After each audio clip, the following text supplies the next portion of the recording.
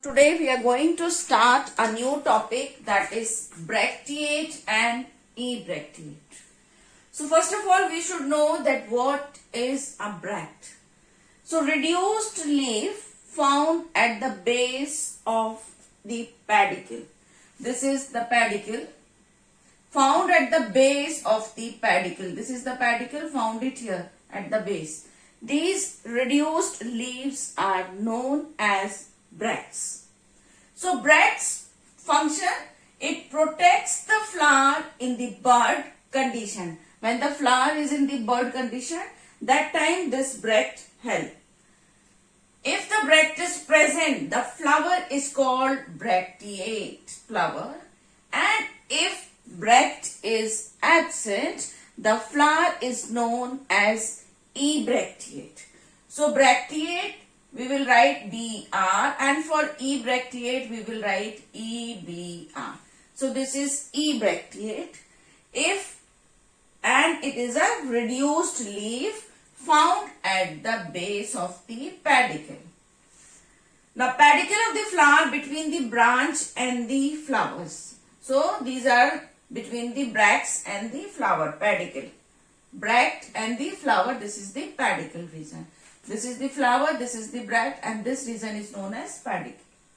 Now next we come to the next topic, that is symmetry in the flower. Now the arrangement of the floral appendages. So these are the appendages of the floral. These are the appendages of the floral, means petals, appendages of the floral on the axis of a flower is called floral symmetry. The arrangement of the floral appendages on the axis of the flower is called floral symmetry. The axis to which flower is attached. The flower is attached to the axis that is known as a mother axis. Now this symmetry is of three types, that is actinomorphic or regular symmetry, zygomorphic or irregular symmetry, and the third is asymmetrical. So first one is actinomorphic or regular symmetry. Now the flower, which can be cut into two equal halves from any diagonal, from any radii, from any various plants, that is known as actinomorphic or regular symmetry. Suppose we have a flower, and this flower can be cut into two equal halves, same half, that is known as actinomorphic symmetry. We can cut the flower from any place. It will be in the two equal halves. Example is mustard and brinjal. Next we come to the zygomorphic or irregular. In this also we can cut the flower into two equal halves, but only from the one vertical plane. Whereas in the actinomorphic we can cut from anywhere, we will get two equal halves, but in zygomorphic if we cut the flower from the single place, then only the flower will be into two equal halves. Only one plane we can cut the flower and we will get two equal halves. Example is P. Next we have asymmetrical. In this, such flowers cannot be divided into any equal half, is known as asymmetrical. So symmetry means cutting of the flower from the any reason. If we get the two equal halves, then it is actinomorphic, and if we cut the flower vertically and we get only two equal halves and we can cut from only one plane, that is known as zygomorphic. And next is Asymmetrical means if we cannot cut the flower from any plane and we will not get any two equal halves. That is known as a asymmetrical. So bracteate and ebracteates, bracts are present, that means it is bracteate, and if bracts are absent, that means it is ebracteate. And we have learned the symmetry of the flower. We have three types of symmetry, that is actinomorphic, zygomorphic and asymmetrical. Next we come to our main outer parts of the flower, that is calyx and corolla. Now our next topic is flower may be trimerous, tetramerous or pentamerous.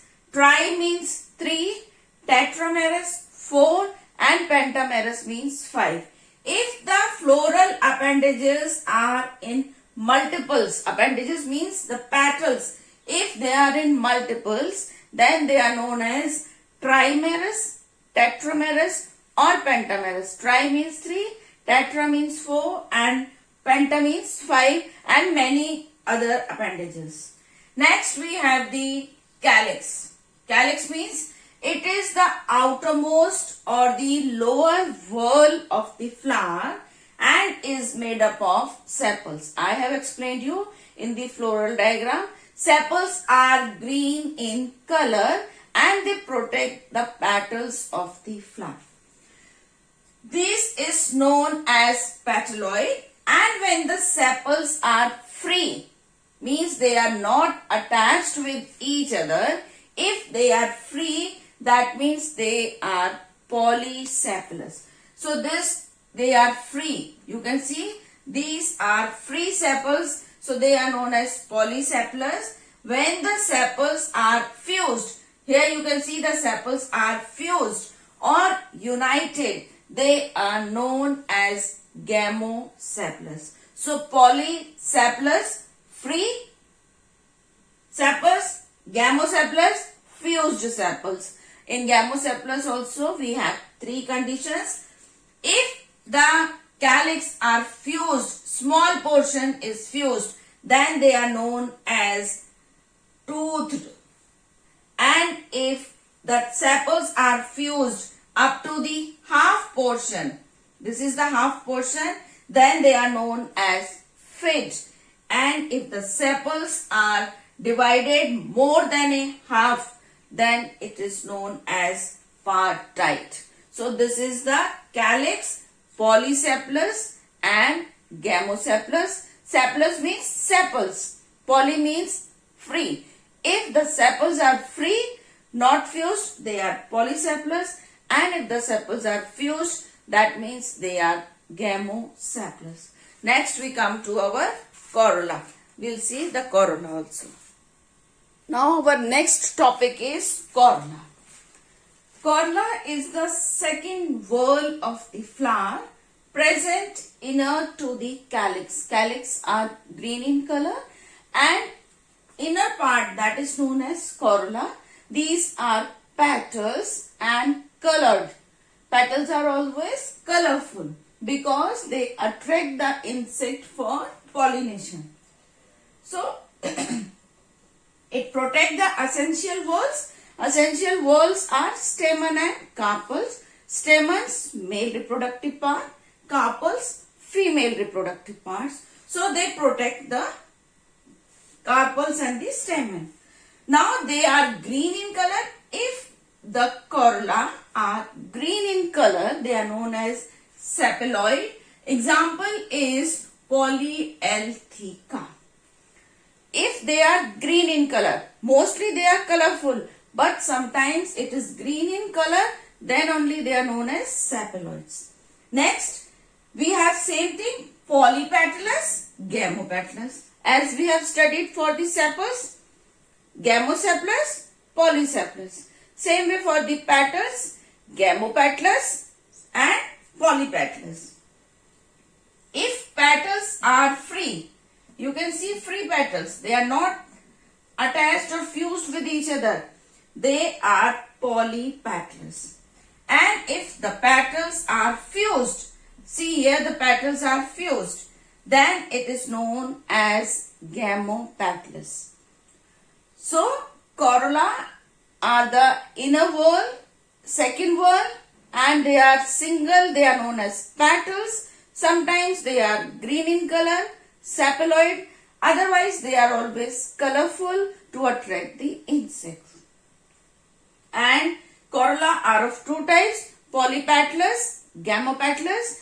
If the petals are free, polypetalous. If the petals are fused, then it is gamopetalous. So we have studied about the bracteate, ebracteate, symmetry of the flower, then calyx arrangement and corolla arrangement, that is gamosepalous, then polysepalous, polypetalous and gamopetalous. Now we come to our next topic.